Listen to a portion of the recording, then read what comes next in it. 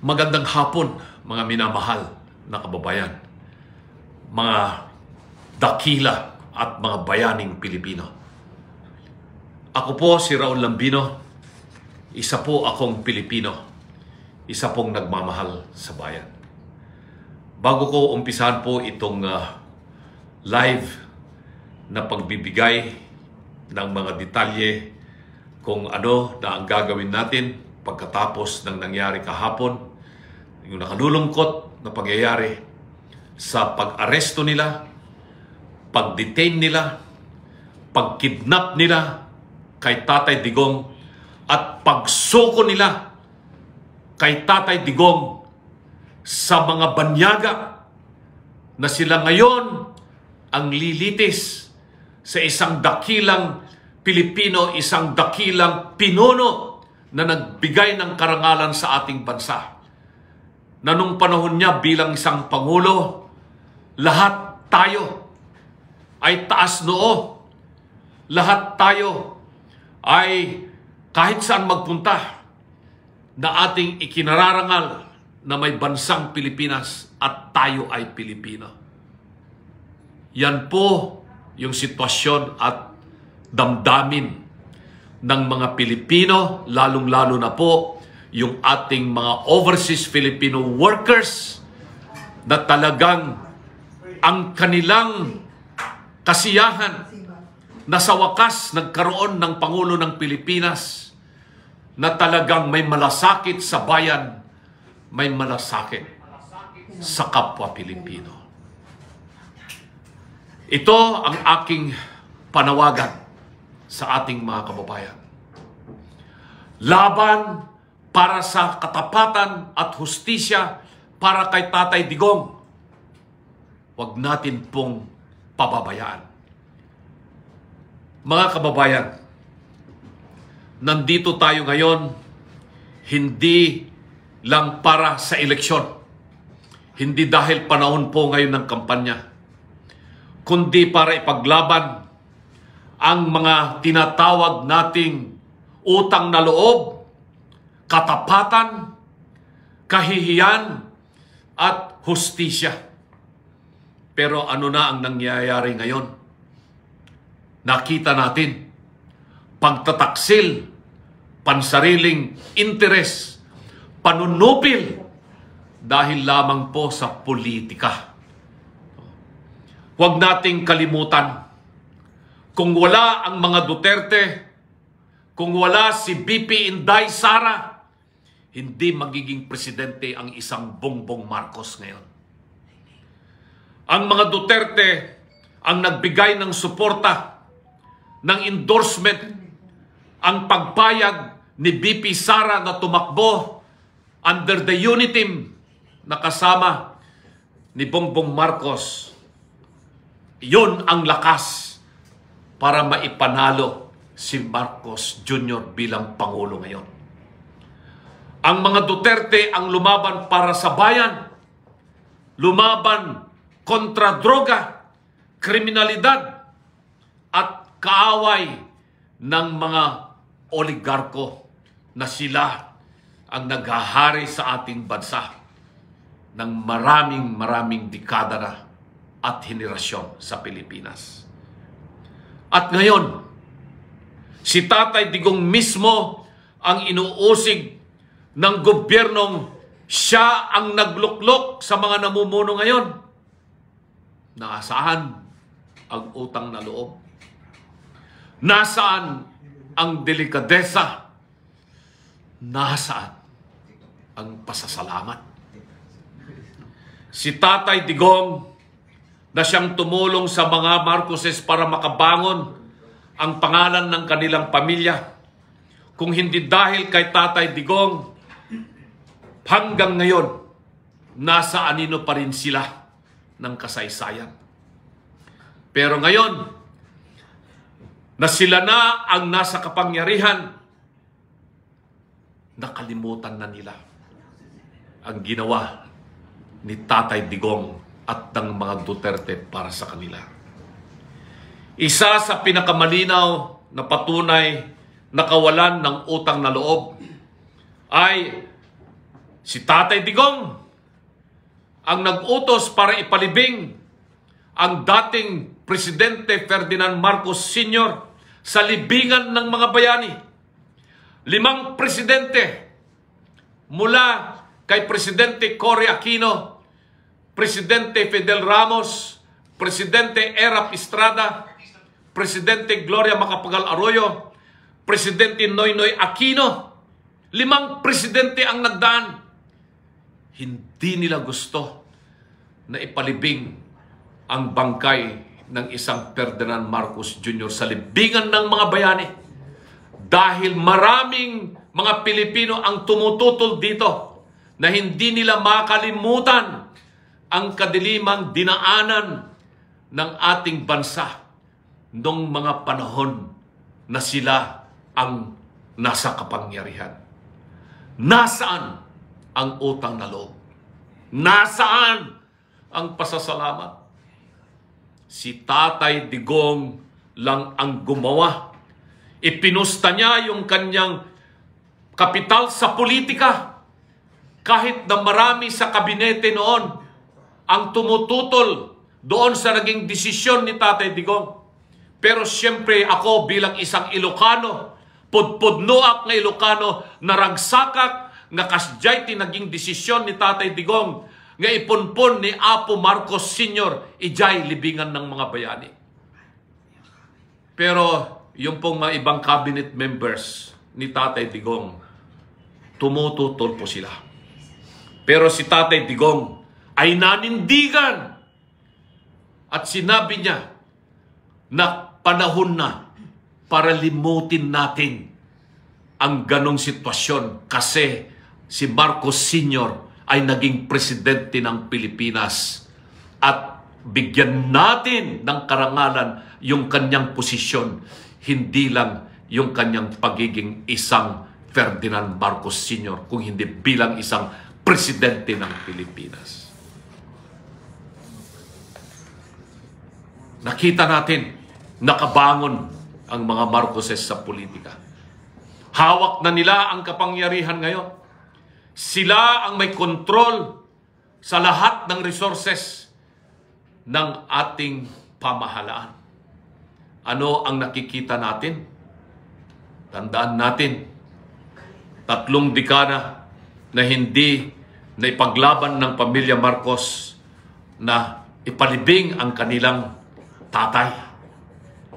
Sinubukan nila ng ilang beses. Walang nangyari.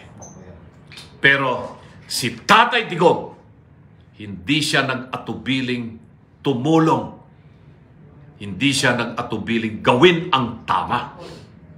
Tulad ng ginawa ni Tatay Digong sa paglaban sa mga kriminal, paglaban sa mga nagnenegosyo ng droga, paglaban sa kahirapan, pagbibigay ng lahat ng benepisyo sa ating mga kasundaluhan, sa ating mga kapulisan, sa ating mga guro, sa mga overseas Filipino workers. Si Tatay Digong, siya lamang ang Pangulo ng Pilipinas na talagang gumawa ng kabutihan para sa mamamayang Pilipino at sa bansang Pilipinas. Sa kabila ng mga matitinding protesta at galit ng mga taga-suporta ni Tatay Digong at galit na galit ang mga supporters ni Tatay Digong, malumanay pa rin ang bilin ni Tatay Digong. Hindi natin ito dadaanin sa dahas. Lalabanan natin itong ginawa nilang pang-aapi sa kanya sa pamamagitan ng hustisya. Sa kasalukuyan, si Tatay Digong ay naroroon na sa kamay ng mga banyagang puti na umabuso sa atin ng maraming siglo. More than 300 years na tayo ay kanilang inapi. Pero ngayon, isinuko natin ang ating soberenya sa mga banyaga. Tama ba yun? Pasasalamat ba yun kay Tatay Digong? Hindi maliwanag na dahil lamang sa politika. Kinalimutan ang lahat ng sinasabi nating delikadesa, pasasalamat, utang na loob. At ang pinakamatindi rito ay ating isinuko ang kapangyarihan ng bawat Pilipino na isang soberenya ang bansa natin, na tayo ay may independensya. Bumalik tayo sa sitwasyon na ang Pilipinas, ang mga Pilipino ay inaapi-api ng mga banyaga.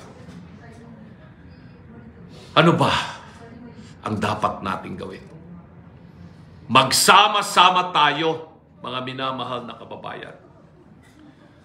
Tayo po ngayon ay tumatawag ng tinatawag natin Digital People Power Revolution. Wala tayong resources para tayo'y magmarcha sa kalye, magsigaw sa kalye 24 oras. Pero kung kaya nyo po yung gawin, ay malaking pasalamat. Dito ngayon sa ating social media platforms, tayong mga Pilipino ay kaya natin gawing ipakita natin yung kapangyarihan natin na tayo ay galit sa ginawa ng gobyernong ito, na ang sarili niyang kababayan na naging Pangulo, pinakamagaling na Pangulo ng Pilipinas, si Tatay Digong, isinuko sa mga banyaga. Ano ang kanilang sinasabi? Na bakit po nila ito ginawa? Kasi raw meron tayong mga tratado, mga kasunduang na pinasukan ng ating pamahalaan, at may obligasyon daw tayo sa international community dahil membro raw tayo ng Community of Nations. At dahil po dyan ay kailangan ni raw tuparin itong mga obligasyon na ito. Mga kababayan, maliwanag ang sinasabi ng ating saligang batas. Meron tayong karapatan alinsunod sa Bill of Rights Article 3 ng ating konstitusyon. Karapatang pangtao, karapatang politikal, karapatang sivil. Ginagarantiya po yan ng ating saligang batas. At ang ating saligang batas, basta ang pinag-uusapan ay dito sa Pilipinas, ito ang maghahari, ito ang mananaig, hindi man yung mga tratado o kasunduan sa ibang bansa. Dahil sabi nga natin, the Constitution is the supreme law of the land. Maliwanag po yan. Pero ano ba ang sitwasyon natin sa Pilipinas kung pag-usapan natin yung tinatawag na Rome Statute of International Criminal Court, na siya ang naging basihan sa pag-issue ng warrant of arrest. At yung warrant of arrest na yan, ayun ang ginamit para hulihin si Tatay Digong, ikulong at ibiyahe, isuko sa banyaga. Ipapaliwanag ko po yan sa inyo ngayon. Kahit na yung mismong sinasabi nilang batas ng International Criminal Court ay binabanggit doon. I-search nyo po ito sa internet. Tignan po ninyo yan at inyong makikita. Puntahan po ninyo yung Article 58 at Article 59 ng Rome Statute of the International Criminal Court. Ulitin ko po, Article 58 at Article 59. Yung Article 58, issuance by the pretrial chamber of a warrant of arrest or a summons to appear. At yung Article 59, arrest proceedings in the custodial estate. Ano ang proseso na dapat gawin ng bansa na siya ang may hawak sa isang arestado alinsunod sa kautusan ng International Criminal Court? Ito yung Rome Statute na sinasabi nila. Maliwanag dito, mga minamahal na kababayan. Ang sabi rito, sa English, a state party, big sabihin yan, Pilipinas, which has received a request for provisional arrests or for arrests and surrender, shall immediately take steps to arrest the person in question in accordance with its laws. Ibig sabihin nun, alinsunod sa batas ng Pilipinas. Alinsunod sa batas ng Pilipinas. Pangalawa, sinasabi rin doon sa Rome Statute of International Criminal Court, a person arrested shall be brought promptly before the competent judicial authority in the custodial state, which shall determine in accordance with law of that state that the warrant applies to that person. The person has been arrested in accordance with the proper process, and the person's rights have been respected. Yan po yung nakasaad sa provision po ng Article 59. Ano natin sa Tagalog? No? Ang isang tao na arestado dahil doon sa warrant of arrest na galing sa International Criminal Court ay dapat dalhin agad sa isang korte. Sa isang korte dito sa Pilipinas. Dinala ba si Tatay Digong sa korte pagkatapos siyang arestuhin doon sa airport? Dinala po siya sa Villamor at doon siya ikinulong kaagad, no? Ng Pilipinas, ng gobyerno ng Pilipinas. Kinulong siya. No? Ang sinasabi rin dito, dapat dinala sa korte kaagad si Tatay Digong at yung korte ay dapat niyang tignan alinsunod sa batas ng Pilipinas. Na yung warrant na inisyo ng International Criminal Court ay aplikado doon sa tao na inaristo. Yan si Tatay Digong. Yung inaristo, no, ay yung pag-aristo sa tao ay alinsunod sa proseso ng custodial state. Ibig sabihin sa proseso na itinatadhana ng Pilipinas. No? At sinabi rito, na yung karapatan ng taong inaristo ay dapat irespeto. Ginawa ba nila ito? Hindi po, mga kababayan.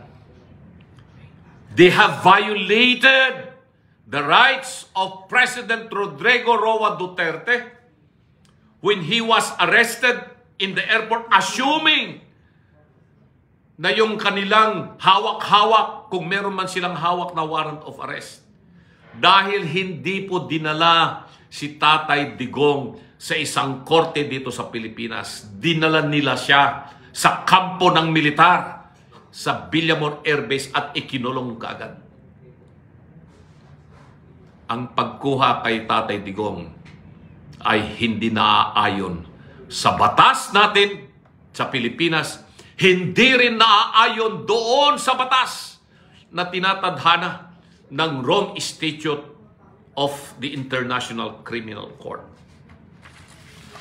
Ito ngayon ang masusi nating pinag-aaralan. Ito pa ang sinasabi ng Rome Statute of the International Criminal Court. Puntahan po ninyo ito sa internet para maintindihan nyo mabuti, dahil hindi naman po ito mahirap intindihin. Kahit na hindi po kayo abogado, maintindihan po nyo ito. Dahil simpleng-simple lamang po naman ang pagkakasulat. No? Ito pa rin ang sinasabi ng Rome Statute of the International Criminal Court. The person arrested shall have the right to apply to the competent authority in the custodial state for interim release. Yeah. So nakalagay dyan, ha? Yung taong inaristo alinsunod sa warrant of arrest ng International Criminal Court ay meron siyang karapatan na mag-apply, na kumuha doon sa korte ng Pilipinas, no, para sa kanyang temporary liberty. Panandali ang paglaya. No? Habang dinidinig kung tama ba yung warrant of arrest na inisyu ng International Criminal Court.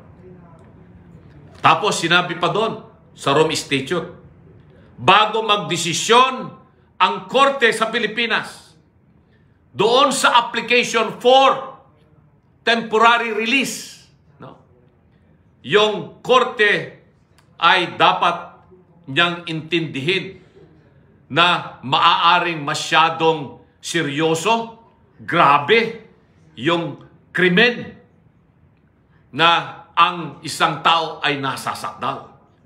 Pero sinasabi rin dito na mas may karapatan pa rin yung tao na makalaya siya hanggat hindi siya na isusurrender sa International Criminal Court. Pag pinagbigyan yung interim release, yung pre-trial chamber sa ICC na siyang nag-issue ng warrant of arrest ay pwede pong makiusap ng bigyan sila ng periodic reports galing doon sa korte kung ano na yung status of the interim or temporary release. Once ordered to be surrendered by the custodial estate, no, the person shall be delivered to the court as soon as possible. Meron bang request? Meron bang request ang International Criminal Court?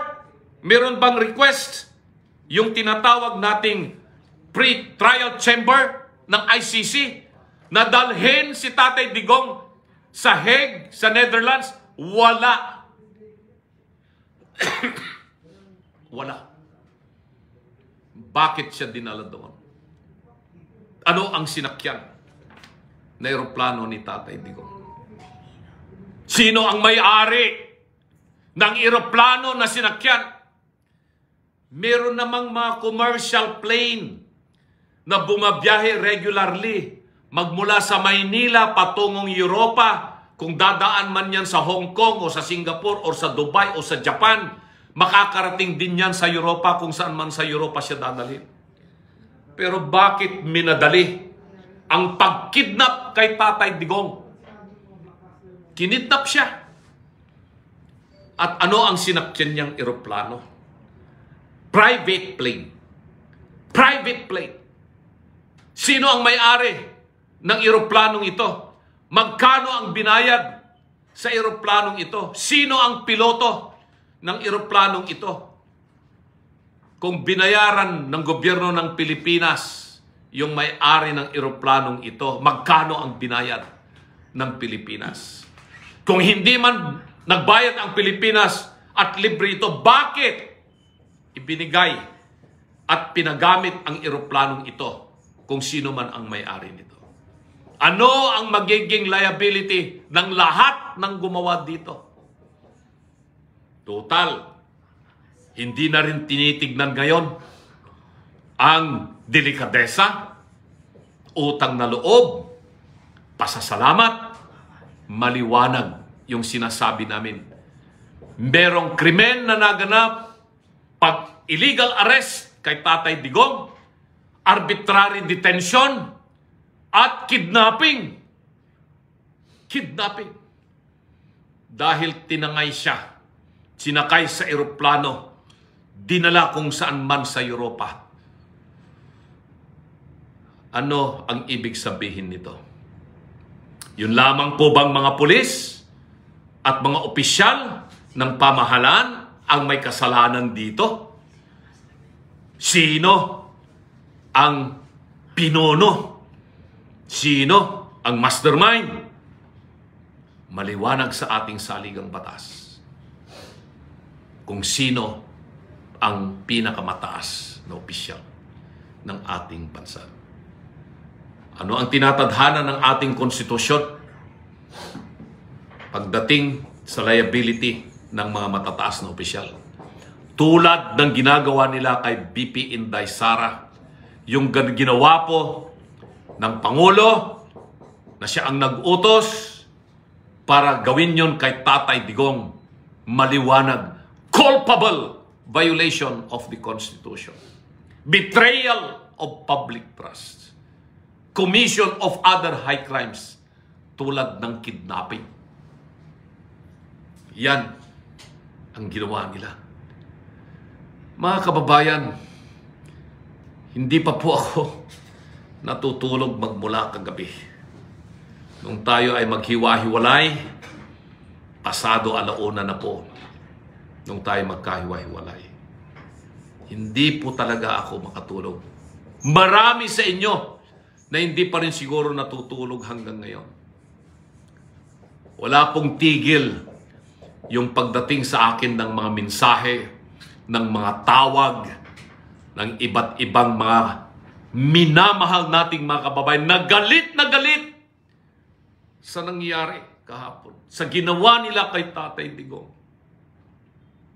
Patuloy ang galit ng sambayan ng Pilipino dito sa ginawa nila kay Tatay Digong, sa ginawa nilang pagsuko ng ating soberenya.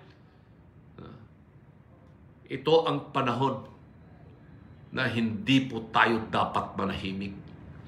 Pinipigilan nila tayo na magsalita.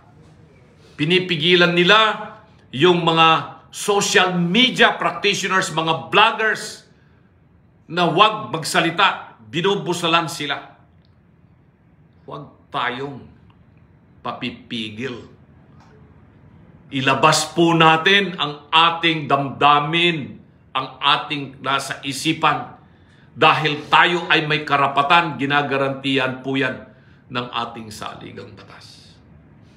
Ano man ang mangyari, kung ito man ang maging dahilan, kung ang ating kalayaan ay susupilin din nila, nakahanda po tayo upang maipaglaban ang ating minamahal na bansang Pilipinas.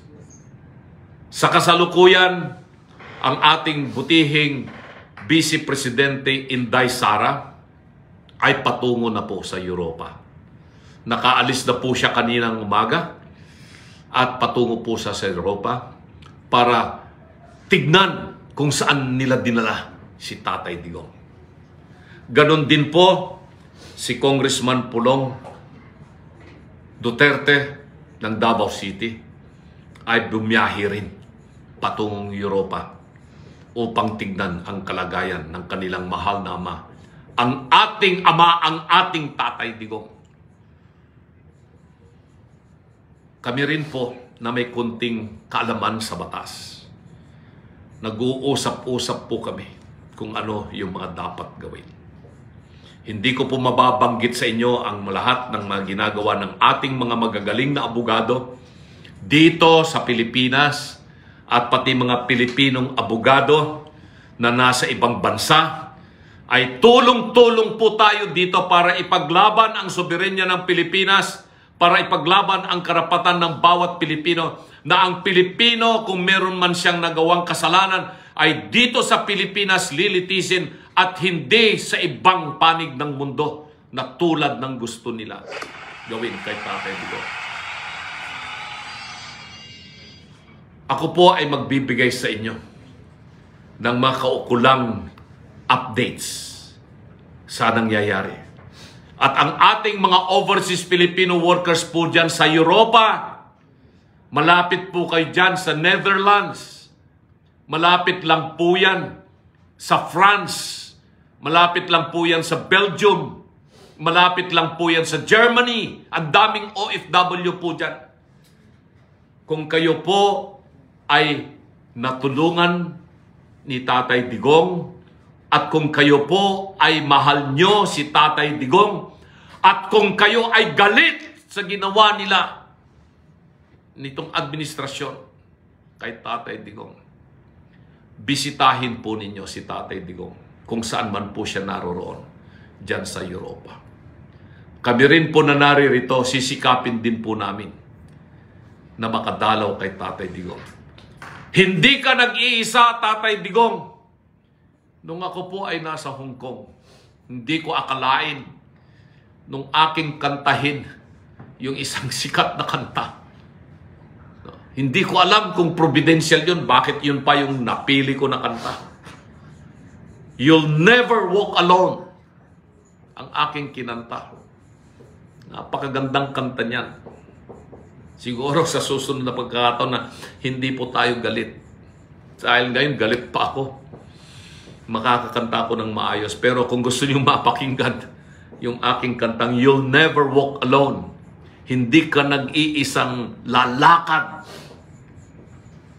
Tatay Digong, mapapanood niyo po yan sa aking Facebook at sa TikTok. Paki-follow na lamang po ako ninyo sa aking TikTok at Facebook accounts. Kami po naman na mga kandidatong senador ng PDP Laban. Iisa po yung direksyon natin. Magpapatuloy po kaming boses ng oposisyon na hindi dahil tinanggal po nila sa atin ngayon si Tatay Digong, wala na siya rito sa Pilipinas, na hindi na natin ipagpapatuloy yung mithiin po natin na magkaroon ng tunay na magandang pamahalaan sa ating bansa. Hindi po tayo tatahimik para sabihin sa ating mamamayan ang tunay na kalagayan ng Pilipinas, ng ekonomiya, ng agrikultura, ng edukasyon, ng seguridad at mga pangangailangan ng sambayan ng Pilipino. Sabi nila, hindi raw ito political expediency. Anong tingin nila sa atin? Ganon pa rin? Na hindi natin ito naiintindihan? Tingin ba nila sa atin, paniniwalaan pa ba natin yung sinasabi nila na walang kaugnayan ito sa politika? Maliwanag. Sinabi ko na noon na ang kanilang mithiin ay isa. Mawala ang mga Duterte sa politika.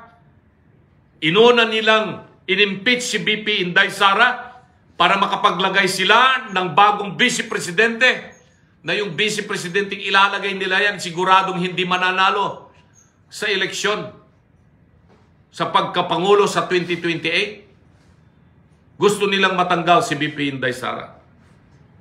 Gusto nilang pagtakpan ang korupsyon. Gusto nilang pagtakpan ang mga kabalbalan ng pamamalakad sa gobyerno sa ngayon. Bakit ko masabi ito?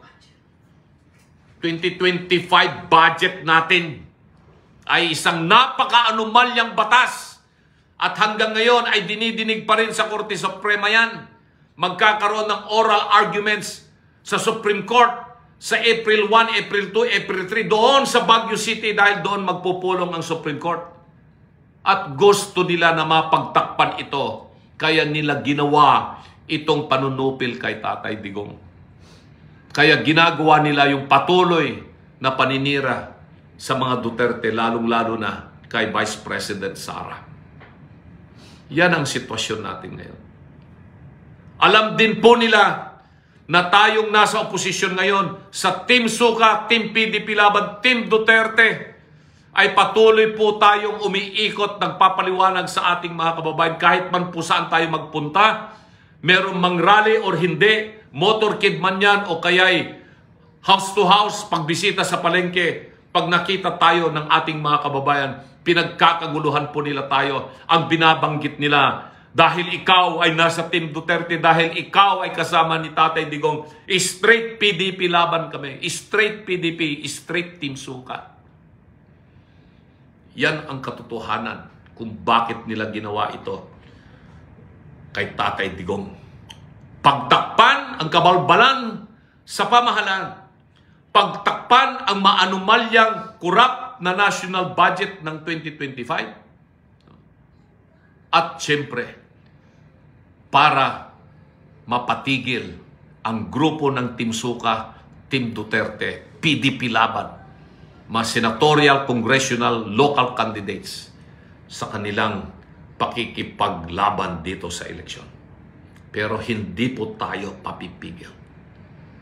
Hindi po tayo pasusupil dito sa kanilang ginagawa. Nagsasabi pa, walang kinalaman daw ang batas ng Pilipinas dito sa ginawa kay Tatay Digong. Maliwanag doon sa pinaliwanag ko sa inyo ang yung aking binasa na probisyon mismo ng Rome Statute. Ito yung tratado na sinasabi nila na meron tayong obligasyon. Kahit na yan mismong tratado yung kasunduan na pinasok ng ating pamahalaan noong 2011 ay sinasabi kung ano ang karapatan ng isang arestado alinsunod doon sa kautusan ng International Criminal Court. Hindi po nila sinunod itong mismong Rome Statute, hindi po nila sinunod ang ating saligang batas, hindi po nila sinunod ang mga prosesong itinatadhana ng ating rules of court at saka yung mga ibang batas patungkol po sa karapatan ng isang nasasakdal sa kasong kriminal. Mga kababayan, huwag po natin hahayaan ito na tatahimik. Hinihingi po namin sa inyo. Ako po ay humihingi sa inyo ng inyong masigabong tulong para kay Tatay Digong, para sa bayang Pilipinas. Ipahayag po ninyo ang inyong saloobin. Ipahayag po ninyo ang inyong kaisipan. Hindi na po ito yung panahon na tayo ay mananahimik lamang. May kasabihan na, no? Na mananaig ang kadiliman, mananaig ang kasamaan, kung yung mga tao na ang kaisipan nila ay para sa kabutihan ay tatahimik at hindi po gagawa ng karampatang aksyon. Ito ang ating samahan ngayon. Samahan ng pagkakaisa para kay Tatay Digong. Ang mga dapat nating gawin, imbitahan po natin ang ating mga kaibigan, mga kamag-anak, mga kapitbahay, sabihin natin sa kanila itong sitwasyon natin ngayon dito sa Pilipinas. Natutuwa po ako sa lahat ng aking nababasa na komento ninyo sa Facebook at saka sa TikTok account. Sinisikap ko po na matugunan lahat po yun. Pero sa dami po ng dumarating, hindi ko na rin po lahat mabibigyan ng sagot. Humihingi po ako sa inyo ng paunawa. Kayo ngayon ay aking iimbitahan. Sumali po kayo ngayon dito sa ating usapan, lalong-lalo na po itong mga nasa TikTok. Nahihirapan po ako doon sa mga nasa Facebook na imbitahan po kayo. Medyo nahihirapan po ako na kalabit-kalabitin yung aking smartphone. Hindi po ako masyadong teke katulad ng mga Generation Z or Generation Y. Medyo tayo ay kasama doon sa baby boomers, mga ipinanganak pagkatapos ng pangalawang digmaan. Kaya medyo tayo ay hindi makahabol sa teknolohiya.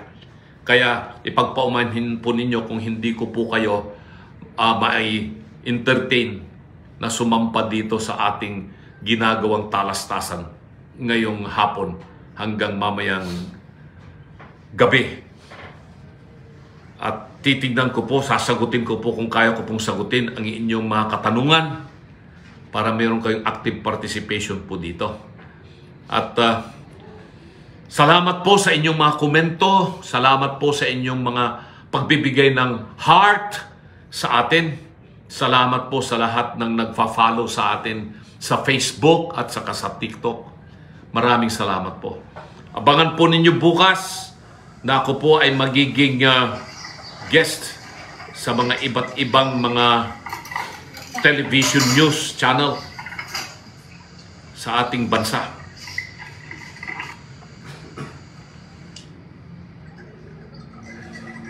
Hintayin po natin itong mga pumapasok. Itong sino ang mauuna? Kakalabitin ko rito. Si R.D. Yam ba ang mauuna? RD, magandang hapon kung ready ka na. Paki-switch on mo na lang yung camera at saka i-unmute mo yung microphone para marinig ka namin. O kaya si Momo. RD Yam. Medyo mahina-hina yung... Hello? Yes. Meron tayong 1 minuto bawat isang caller para marami po tayong may entertain. Kahit pa paano. RD Yam, nandiyan ka na ba? Opo, sir. Magandang hapon. Magandang hapon. Taga saan ka? Sa Taguig po, sir. Taguig. Malapit ka lang dito. Nandito din lang ako sa BGC. Opo. Andito lang po ako sa Central. Okay. Ano yung tanong mo, RD? Tatanong ko lang po sana kung may pag-asa pa pong makabalik si Tatay Digong. Meron pag-asa.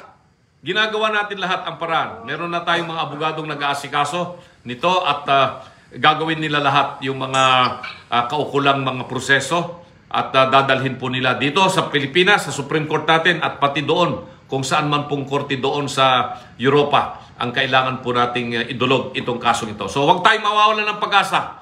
Makakabalik po dito si Tatay Digong. Salamat po. Sana po.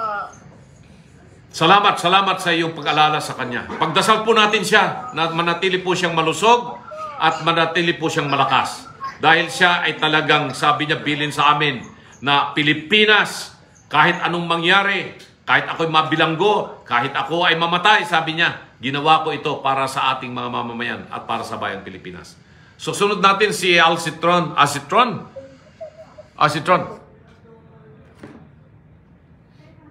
I-unmute mo, hindi ko ita marinig. Yan. Okay. Attorney Rambelo. Yes. Si Alcitron. Ang tanong ko lang, confirm po ba na andun pa po sila sa authority ng Dubai? Hindi ko alam kung nakaalis na yung eroplano doon sa Dubai, kung doon man po sila lumapag. Kasi nga, normally, ang pagbiyahe ng eroplano mula sa Maynila patungong Europa, Dubai ang kalimitan na humihinto yung mga eroplano para po maggasolina. Pero malamang nakaalis na sila roon sa Dubai, baka nandoon na sila sa Europa. Okay, kasi po may natanggap po kami ng update doon po sa mga contact natin doon sa Dubai. So, on hold pa po daw yung sinasakyan nila. So, kasi may sinusuri pa yung mga documents. So, kailangan nila i-prove. So, meaning to say, wala pa po kayong direct communication kay PIRD po? Hindi nila pinapayagan na magkaroon ng direct communication ng kahit na ano. Wala pong binibigay kasi mahigpit yung mga bantay na ginagamit ng gobyerno dito na hindi magkaroon ng any communication doon sa kanila. So wala po tayong nakukuha impormasyon ngayon. Basta alam natin, kasama po ni Tatay Digong, si former Executive Secretary Bingbong Medialdea. Okay po. So, thank you so much po. Salamat, Asitron. Salamat. So, punta naman natin si Momo. Isang katanungan lang po. Sige, Asitron. Go ahead. Totoo ba po yung lumalabas na balita na may kasamahan po sa team si Lisa na namatay? Hindi ko alam kung kasamahan niya yung namatay, pero may nabalitaan po ako na namatay na Pilipino doon sa Amerika. Hindi ko alam kung may kasama siya. Wala akong first-hand information doon at hindi ako makapag-komento dyan. Baka sabihin ninyong marites ako. No? Inayo ko masabing ako ay marites. Pero yan ay lumalabas. Nabasa ko rin po yan sa social media. Pero wala po akong personal na kaalaman. Okay po. Yun lang po. Susulit po tayo dito. Huwag mag-alala. Salamat, Asitron. Maraming salamat. Punta tayo kay Momo. Okay, thank you. Salamat. Hello po, attorney. Hi, Momo. Kumusta na? OFW po ito, attorney. Saan ka ngayon? Kuwait, attorney. Kuwait, oo. Sa Kuwait, yes. Nasasaktan po kami kay Tatay Digong, attorney. Pareho tayo. Lahat tayo ay talagang masakit. Pareho tayo. Naiyak din ako kagabi. Naiyak din talaga ako. Yung sinakay na si Tatay Digong sa airplane. Grabe namin hiyak dito. Oh, pati ako. Ay, kaya ako hindi pa rin natutulog dahil... pareho tayo. Oh, naiyak na ako dahil sa'yo. Huwag mo akong paiyakin. Ako. Sakit nga. Yeah. Nandito si tatay, di ko matanda na. Oo. Hindi na. May higit 80 anyos na si Tatay Digong pero ganun pa rin ang kanilang pagmaltrato sa kanya. Dahil lang sa politika. Pag-asa si tatay mabalik sa Pilipinas. Gagawin po natin lahat. Gagawin po natin lahat para makalaya si Tatay Digong at maibalik sa Pilipinas. Gagawin po natin yon.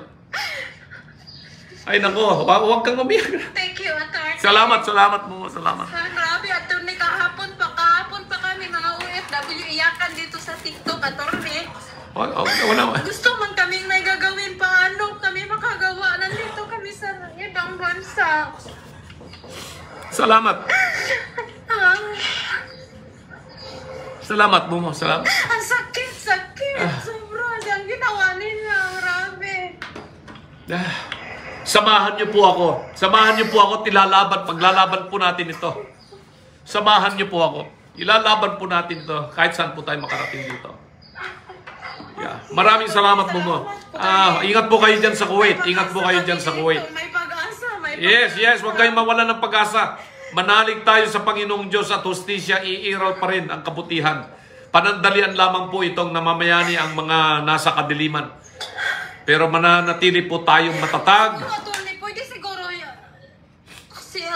pwede siguro si tatay kahagabi hindi sumakay doon. Walang binuhat siya. Talagang kinidnap. Talagang pinilit. Talagang ganun ang nangyari. Uy, putang ina. Huwag kang magmura. Natatawa tuloy ako. Okay. Doon naman tayo kay Maligayang Dilag. Parang na lang.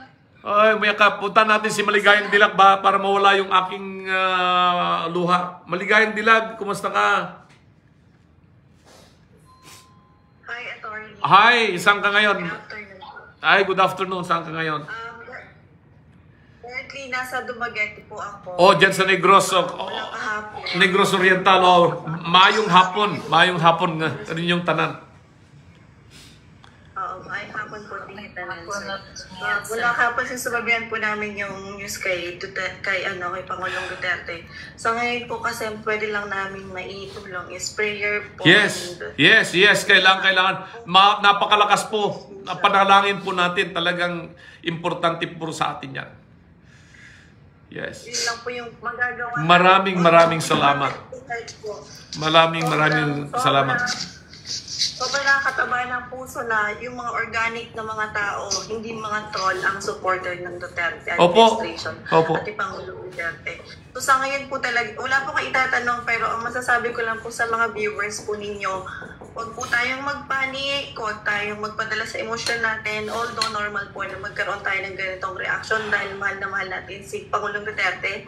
Isa po ako sa supporter na yan and kung pwedeng ibigay ang half ng buhay ko para ma-extend ang buhay ni Duterte para makatulong pa, makapaglikod pa sa bayan natin, we would want to do that. Pero sa ngayon po kasi, parang hindi rin naman po natin gugustuhin na magkaroon ng martial law. Tama po ba ako, attorney? Tama ka, Maligayang Dilag. Huwag po tayong gagawa ng anumang karahasan dahil yun po ang hinihintay na gawin po natin, na gumawa tayo ng mga ganyang lawless violence.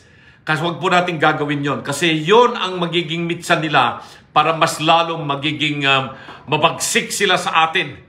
So, magiging marahas sila sa atin. Huwag po tayong gagawa ng ganon. Magdasal po tayo at tayo ay mananatili na magmatsyag. At huwag kayong matakot na sabihin po ang inyong nararamdaman sa social media.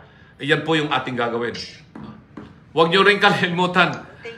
Mamaya ko na lang sabihin sa inyo na ako ay kandidatong sila. Baka makalimutan nyo, number 34. At iyan po yung magiging isang paraan po natin na hindi po papayagan nating manatili o magpatuloy itong hindi magandang pamamalakad ng pamahalaan. Salamat, Maligayang Dilag, sumaya ako doon sa iyong pahayag. Maraming sa iyong suporta. God bless. God bless kayong lahat dyan sa Negros Oriental. Punta naman tayo kay Biggen Martinez. Biggen Martinez. Paki-switch yung camera at saka yung microphone. Biggen Martinez. Oy, hindi pa nakahanda yata si Biged.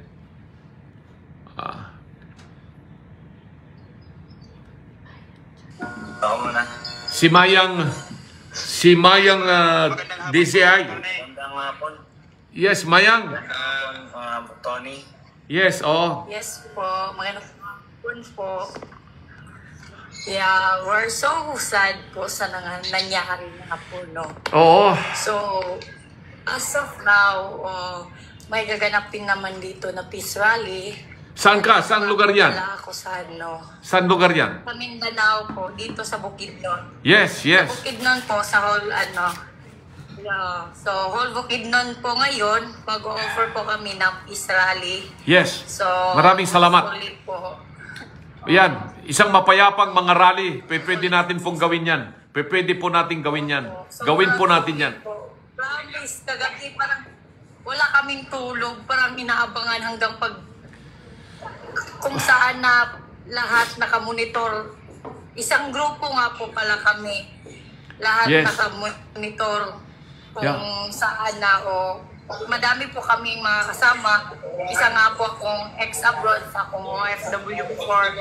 Yes. Pinaglalaban talaga namin sa anti-AIDS kasi it's a very big count sa amin siya kasi siya lang naman talaga yung totoong may malasakit sa taong bayan. Totoo yun. And we're so happy po na safe naman yung pagdating niya doon, but we're still yung hoping na okay lang yung condition niya, yung health niya talaga, yung mamakita mo sa kanya na kahit pagod na siya pero lumalaban para sa bayan. Yes. That's the reason na dito kami, nag-stand pa rin kami for him. So, yun lang sana. Yes. Huwag tayong mawala ng pag-asa. Then, pray for him. Yes. And the entire family of Duterte's family po. And salamat nga po sa mga sumusuporta kasi yun nga, kahit nga madami pa rin siyang against sa mga ginawa niya, kahit hindi naman para sa sarili niya, para naman talaga sa taong bayan at sa bansa. Salamat, ma'am. Na-appreciate yan. Pero Yes, maraming salamat. mas na-appreciate natin. Okay. Thank you so much. Salamat nga din po. Maraming salamat. Puntahan naman natin ngayon si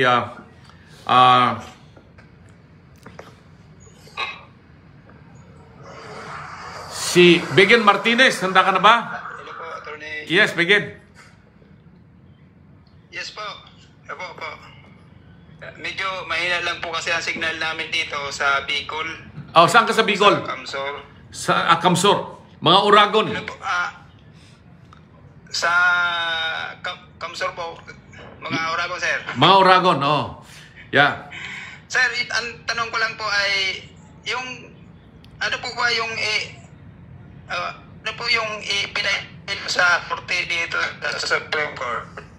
Well, nagsampa tayo ng kaso doon na habeas corpus. Ibig sabihin, meron tayong nakabinbin na mga petisyon ngayon sa Supreme Court patungkol po dito sa kaso. So, hintayin natin na magiging desisyon ng Supreme Court. At naniniwala tayo, nananalig tayo sa ating mga maestrado na magbibigay sila ng kaukulang order or desisyon sa lalong madaling panahon. Yan. So patuloy po tayo na nakikipaglaban ng parehas. Sir, once na Mahina yung internet mo, Biggen. So punta naman natin yung iba. So once na may lumabas na decision ng Supreme Court, ipapaalam natin kaagad sa inyo. So punta naman natin si FFFM. Inyo. Yes, go ahead.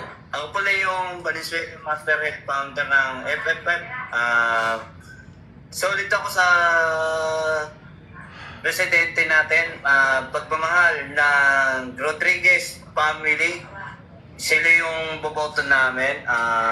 Wala na pong solid talaga ako. Kasi bakit po? Dating ng presidente siya, totoo lang, maraming susuko ng adik. Lahat ng adik, maraming susuko sa kanya. Salamat, FFFA. Huwag natin kalimutan yun. Hindi yung pinaglalaban natin malaking grupo. tulong sa Pilipino, sa puso natin, maluwag ng daanan, wala pong snatcher, wala pong gold topper, ba? Salamat. Siya yung presidente. Ba? Sa ngayon, bumalik na yung kriminalidad. Sa araw, andun na po sa Philippines na kukulong si presidente natin. Yeah. Hindi kami papayag, gagawin kaming paraan. Solid tayo dito. Pagmamahal na boto sa presidente natin. Okay. Salamat, FFF. Punta naman tayo kay... Yeah. Maraming salamat. Punta naman tayo kay Noren. Paki-open na lang po yung mga camera ninyo para makita kagad at saka yung microphone. Noren, yes. Hello, sir. Naririnig niyo po ako? Yes, Noren. Yes. Hello? Yes, Noren. Dito po ako ngayon sa Japan, sir. Saan sa Japan? Yes, dito po ako ngayon sa Japan. Opo. Talagang lahat ng mga Pilipino dito nakasuporta kay Pangulong Duterte. Talagang magang-maga yung mata ko. Iyak ako ng iyak. Huwag ka nang umiyak. Dahil umiyak na ako kanina. Dahil kay huwag nang iyak. Kaka-fasting ko lang kaya grabe. Talagang nagpapray ako palagi kay Allah na makabalik si Pangulong Duterte sa Pilipinas ng buhay. Yung ating mga kapatid na Muslim, Ramadan Mubarak. May fasting pa rin po kayo ngayon. Yes. Salamat. Inshallah. Sa Pilipinas, kayo po ang puputuhin ng pamilya namin dahil yung nanay ko nag-run din po sa farm ngayon, kaya lahat po isasama po namin kayo. Maraming salamat. Both straight PDP laban. Number 34 po yung aking baluta sa Senado. Yes po, yes. Salamat, Norien. Uuwi rin po ako sa Pilipinas ngayong May. Okay. Sana makita kita in person. Thank you, Norien. Yes po, yes. Yeah. Puntahan naman natin si Ann. ANJ. AN is ba or ANJ? ANJ Lupet. Oo. Hello? Sorry, hindi ko alam. Hello, attorney. Yes. Andito po pala ako ngayon sa Singapore. Okay. Napakagandang syudad. Napakagandang bansa. Andito kami sa Singapore. Even though gusto man namin na maggawa ng pagtipon-tipon para ipakita yung support namin sa dating Pangulo. Bigyan nyo ako ng petsa kung kailan kayo magtipon-tipon dyan sa Singapore. Ipahayag po nyo sa akin, i-message po ninyo ako, at kung may pagkakataon, lilipad po ako dyan sa Singapore para personal ko po kayong mabisita at makausap. We received, yesterday, we received info that Attorney Vic Rodriguez is coming over here on March 23. Pero hindi pa namin alam talaga, attorney, kung matutuloy yun kasi nga suddenly ito yung nangyari. So hopefully na matuloy pa rin. Yes. Hindi ko rin alam kung ano yung schedule niya kasi meron din kaming mga kanya-kanyang mga schedule. So hindi ko alam kung matutuloy. Pero kung ano man po, kung meron po kayong schedule dyan sa Singapore, balitaan po ninyo ako at subukan ko pong makadalaw po dyan sa Singapore. Madalas po ako dyan sa Singapore, almost twice a year nagpupunta po ako sa Singapore. Magtipon-tipon talaga kami kasi since yesterday our heart is really crying out loud. Yes, every one of us. It was really heartbreaking for us. Talagang nadurog po yung puso natin sa ginawa nila kay Tatay Digong. No? So, paki-message us in TikTok. Mag-message po kayo sa akin sa TikTok o sa Facebook.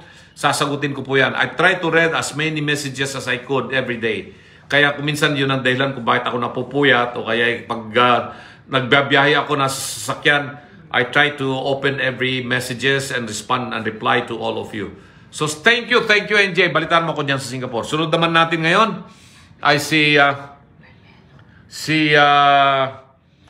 Barbelo. Yes. Hi Barbelo. Paki-open lang yung mic. Unmute lang. Paki-unmute lang para marinig. Yes. Mahina. Okay. Mahina. Bilisan ko lang para makaakyat yung iba. Okay. Number 34, straight kami po. Salamat. Grabe. Pati nervyos, walang tulog, subaybay. Sobrang iyak namin itong buong pamilya. Pero ang akin lang panawagan lang, sandali lang to, attorney, hindi ko tatagalan. Tinawagan ako sa ibang mga vlogger yung mga brutalang panglalait din sa ating presidente ngayon kasi presidente pa din natin siya.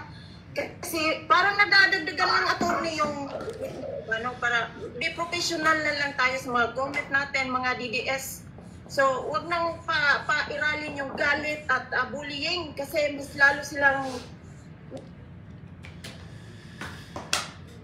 Hello? Yes. Nagagalit din.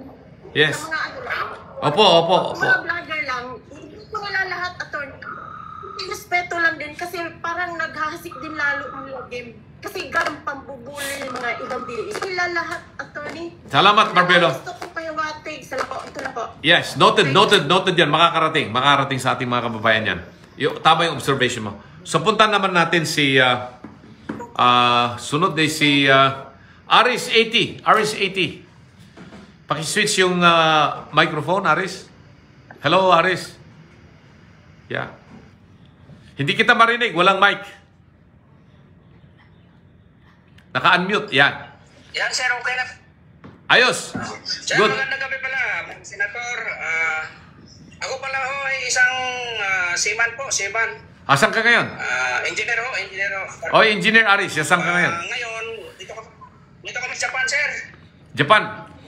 Dito kami sa Japan. Saan? Yokohama or Tokyo or... Sir, dating Corps Commander pala ng Naval ROTC po. Sa Piate. Pareho tayo. Naging Corps Commander din ako ng ROTC. Yes, sir. Naririnig na subaybayan kita. Batch 2006 ako, sir. Mas maaga ako. Sir, nasasaktan din ako sa mga ginagawa nung sa ating Tatay Digong ba? Talaga? Ba't gano'n, sir? Wala bang, hindi ba kaya ng Supreme Court natin pipigilan yung mga ganyan? Well, kaya nilang pigilan, pero kailangan kasi ang Supreme Court natin maingat. Hindi sila kaagad-agad nagdidesisyon. So, didinggin nila yung ating pinail ng mga petisyon, mga motion, nakabinbin ngayon doon sa Supreme Court. So, hopefully, ay magkakaroon na ng resolution yung ating mga inihain na mga petition at motion sa Supreme Court. At hintayin natin. Talagang medyo mabagal ang proseso talaga sa hustisya at hopefully makakakuha tayo kaagad ng magandang desisyon. Yan. Yan nga, sir eh. So ako ngayon, sir, solid ho pala kami ang Team Suka. Yung aking mga kamag-anak noon, pamilya. Thank you. Inaano ko rin sa kanila, para may loyal, sir. Salamat. Kampanya ko rin para manalo din yung... sir. Salamat, Team Suka, Team Duterte, PDP Laban. Ingat, sir, ingat. Yes. Salamat, Aris. At kumusta na sa lahat ng mga manlalakbay, mga seafarers natin. Yes. Saludo ako sa inyo. Salamat. So, punta naman tayo kay... next, I see Nono. Tapos susunod si Scorpio Girl. Si Nono. Nono, ready ka na ba? Hello po Sige po. Hello, Nono. Assalamualaikum. Assalamualaikum. Isa akong Muslim. Alaikum assalam. Yes. Ramadan Mubarak. Yeah. Yes. Salamat. Okay po. Thank you. Yeah, inshallah. Okay. Si Scorpion Girl naman. Scorpion Girl. Hello, Scorpion Girl. Hello? Scorpio Girl. Walang sound. Hi, hello po. Yes, narinig kita. Hello po, Attorney Lambino. Yes, ma'am. Zamboanga po ako. Saan sa Zamboanga? Zamboanga City? Zamboanga City? Bandang tayo. Yeah, thank you. Yeah, daghang salamat. Thank you, Scorpio Girl. Ano po, muchas gracias. Yes, muchas gracias. Buenas tardes. Yeah. Contigo también. Laban lang tayo. Kumusta usted? Yeah. Yes. Thank you. Punta naman tayo kay MJ. And then, last 2 calls na lang po tayo kasi meron pa akong susunod na interview sa media naman po ngayon. MJ?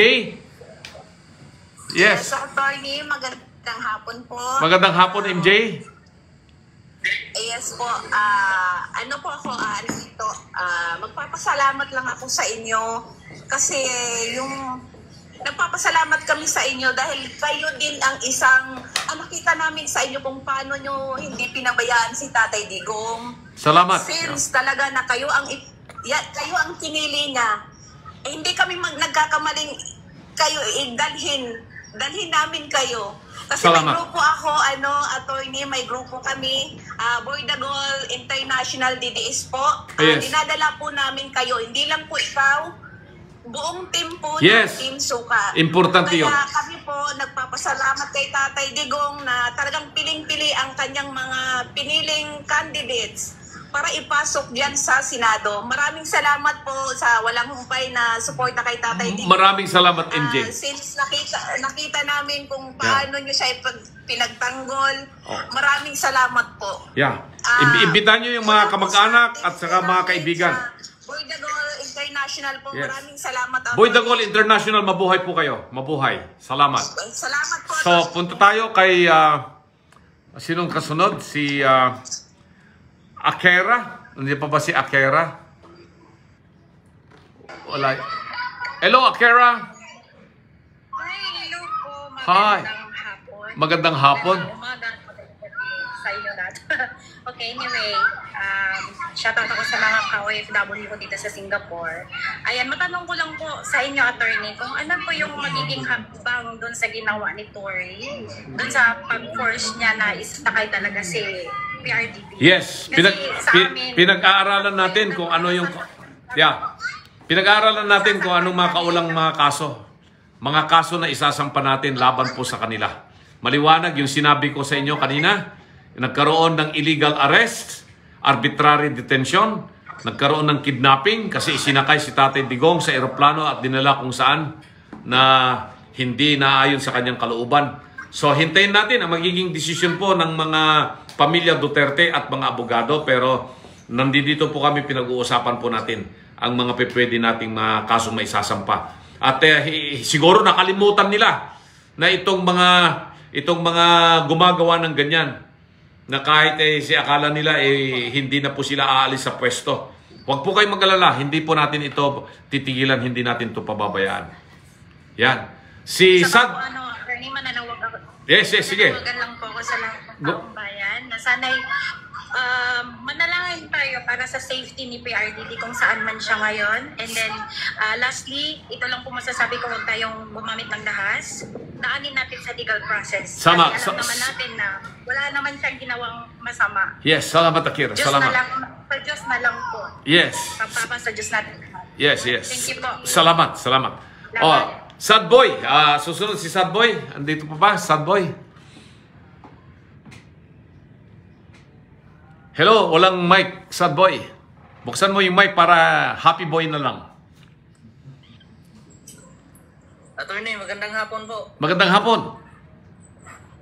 Good luck po sa inyong lahat, lalo na po sa inyong mga PDP laban.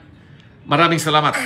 Sa ngayon po, medyo nasaktan talaga kami sa pagka-aresto kay Tatay Digong, pero alam naman natin na sana malagpasan niya yun. Kaya natin to. Sa tulong po natin. Kaya natin to. Babawi na lang tayo, attorney, sa pagdating ng eleksyon. Babawi na lang tayo. Yes. Tayo babawi sa boto natin. Yes. Huwag niyong kalimutan, number 34 sa palo tayo number ko. Alam na namin kung sino yun. Yeah, salamat. Okay. Alam na namin kung sino yung fan. Salamat. Kailangan bigyan natin pagkakataon. Salamat. Attorney, maraming salamat po. Maraming salamat. Po sa inyo. Yeah, maraming salamat. So, ito ay yung ating live ngayon. Magtatapos po tayo. At lahat po ng mga sumubaybay po sa atin at sumali po rito, bukas uli ay malalaman nyo kung ano pa yung mga kaganapan dito sa atin nangyayari dito sa ating bansa. Kung makakuha tayo ng impormasyon kagad kung ano na ang kalagayan ni Tatay Digong, malalaman po ninyo. Abangan po niyo bukas yung ating gagawin at yung mga programa naman po sa radio, television at YouTube na kung saan po tayo ay madalas na interview. Paki-share na lamang po, paki-subaybay na lamang po at huwag niyo pong kalimutan i-follow, share, subscribe, invite, likes yung ating Facebook at TikTok accounts. At syempre huwag niyo pong kalilimutan ang inyong kabaka, ang inyong kaibigan, ang inyong lambing sa Senado number 34, Attorney Raul Lambino. Team Suka, Team Duterte. Mabuhay si Tatay Digong, mabuhay si BP Inday Sara, mabuhay ang mga overseas Filipino workers sa mang dako ng mundo. Mabuhay ang sambayan ng Pilipino at mabuhay ang Pilipinas. Salamat po at magandang gabi sa ating lahat.